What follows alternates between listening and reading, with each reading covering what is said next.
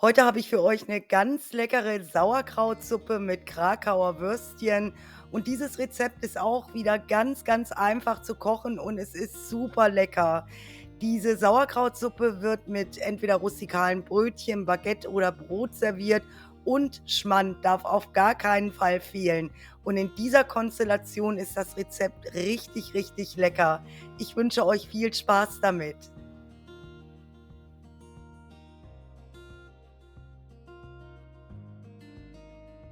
Und hier auch schon die Zutatenliste. Es ist alles unten in der Beschreibung noch mal hinterlegt.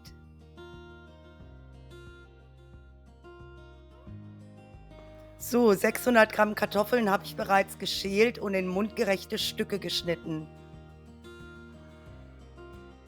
Eine mittelgroße Zwiebel einfach schälen und in Würfel schneiden. So, ich verwende hier so einen 3,5 Liter Topf. Da gebe ich ungefähr 2 Esslöffel Rapsöl hinein, erhitze das bei 3/4 Temperatur und dann schwitze ich die Zwiebeln als Erstes für circa 1 Minute an. Dann kommen auch gleich schon die Kartoffeln dazu und das Ganze wird jetzt für circa 5 Minuten kurz und leicht angebraten. Anschließend wird alles mit 500 Milliliter Gemüsebrühe aufgefüllt und dann lassen wir das einfach so in den Topf und kümmern uns jetzt erstmal um die 2 Paprikaschoten. Die habe ich vorher gewaschen, jetzt werden sie entkernt und einfach in Würfel geschnitten. Und so wie sie geschnitten werden, kommen sie dann auch gleich in den Topf hinein. Anschließend kommen die 2 Dosen stückigen Tomaten dazu. Dann kommt eine geschälte und gepresste Knoblauchzehe hinein, 2 Teelöffel Paprikapulver edelsüß, ungefähr 10 Wacholderbeeren und 2 Lorbeerblätter.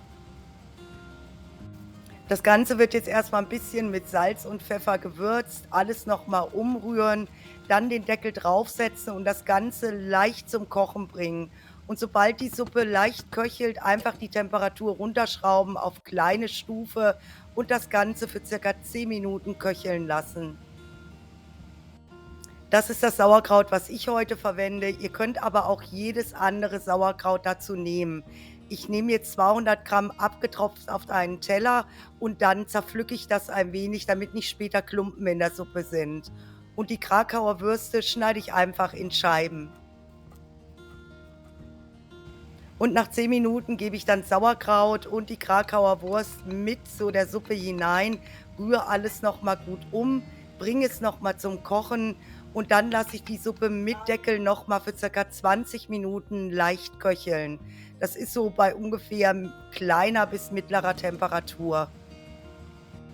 Zwischendurch immer mal wieder die Suppe umrühren und die Suppe ist fertig, wenn die Kartoffeln schön weich sind.